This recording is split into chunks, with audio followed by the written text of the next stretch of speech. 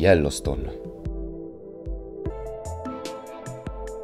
Uno degli ultimi ecosistemi naturali incontaminati dall'uomo. È noto in tutto il mondo per la sua fauna e i suoi geyser, ma anche per molto altro.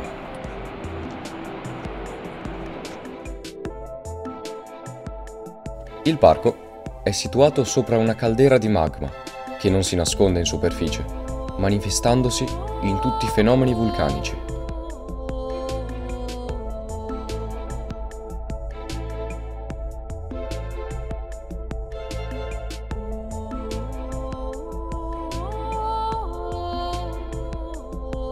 Le sorgenti termali sono variopinte, dall'arancione al verde, dall'azzurro al giallo. L'acqua cristallina affiora da baratri profondi centinaia di metri.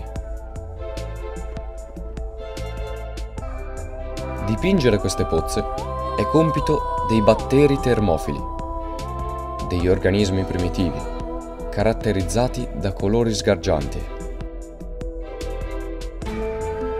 Oggi hanno trovato il loro habitat ideale anche nelle pozze d'acqua di Yellowstone, dove la temperatura delle acque si aggira tra i 45 e i 120 gradi.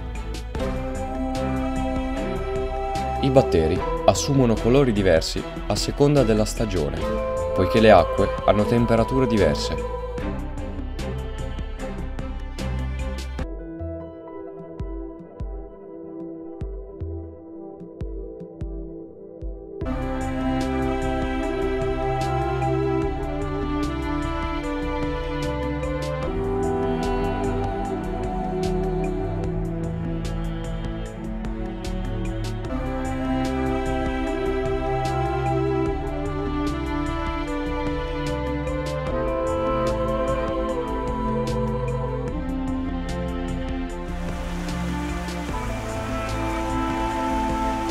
L'acqua delle sorgenti si immette in fiumi come lo Snake River, che attraversa l'intero Yellowstone e ospita numerose oche canadesi, volatili docili e longevi.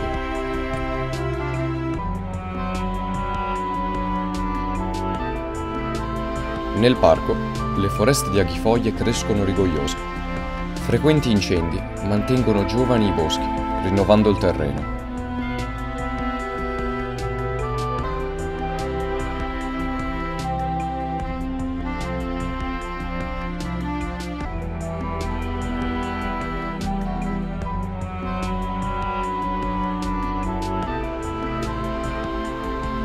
Nel parco sono presenti 45 cascate di grosse dimensioni.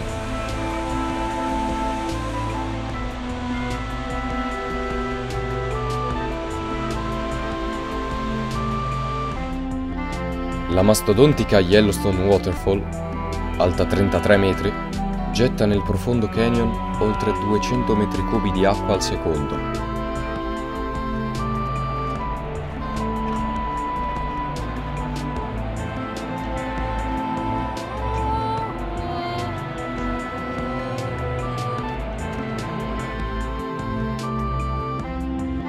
Ma i fenomeni vulcanici di Yellowstone non sono finiti. Fumarole, pozze di fango. All'incontro del calore, della sottile crosta terrestre, della potenza dell'acqua e di un fango bianco nascono pozze ribollenti.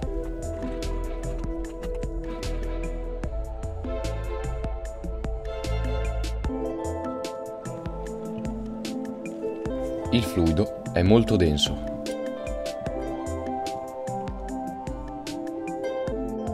È presente un'elevata quantità di geyserite. Nei migliaia di anni si deposita intorno ai geyser e crea spettacolari castelli di roccia.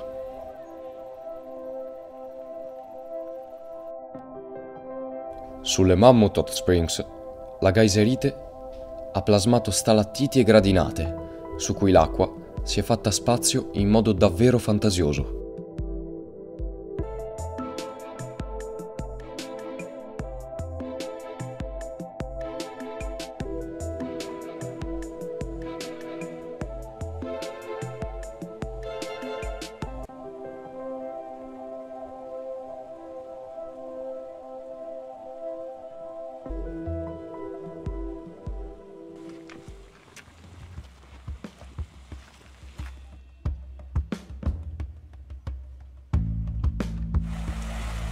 Grazie agli effetti del riscaldamento si possono verificare fenomeni davvero inusuali.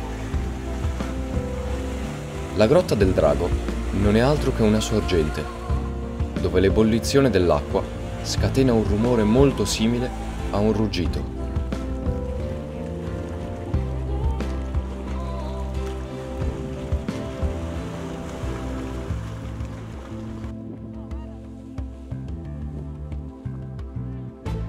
I geyser di Yellowstone rappresentano il fenomeno di vulcanismo secondario più violento.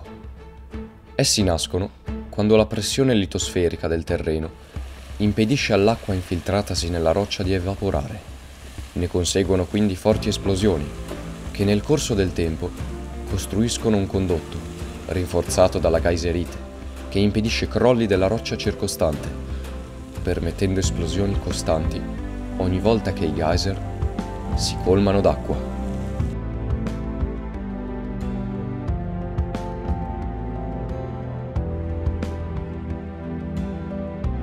L'Old Faithful, in italiano il vecchio fedele, è forse il geyser più noto al mondo.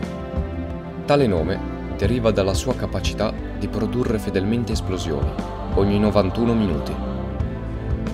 L'Old Faithful, in questo istante, sta liberando in aria 32.000 litri d'acqua, con un getto alto oltre 55 metri. Alla fine del 1800, i primi pionieri a raggiungere Yellowstone utilizzarono il geyser come lavanderia. Inserivano i capi nel condotto e dopo l'esplosione li raccoglievano sul prato, puliti e asciutti.